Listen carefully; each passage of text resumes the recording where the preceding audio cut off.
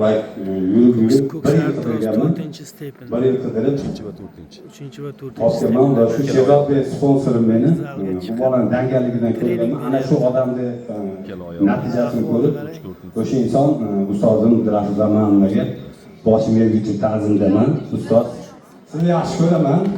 To'g'ri, ustozim men ham juda ko'p qiynaganman, qiynayman, lekin shunda ham aytaman, ustoz, men tashlab qo'ying, iltimos, men chiqishim kerak. Chunki men kamida men ham biznes bo'lishni niyat qilaman.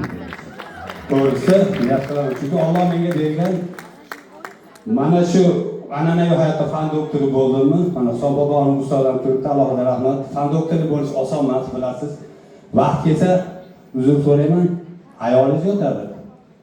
Yoniga boryapsiz kelar, yo'q, ish qilish kerak, qirqida tanishib kerak. Boshqa qilasiz. Mana bu sohada ham shunaqa.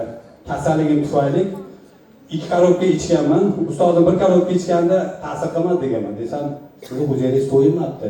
Yana bitta ichishingiz kerak degan. Menda 2 xil yo'l turuvdi.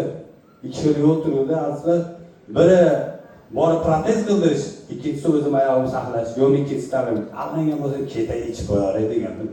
Allohga shukr, ishontirganiga shukr.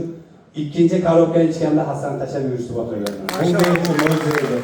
Mo'jiza to'g'risi. Ko'ksartirozdan natija. Andijondagi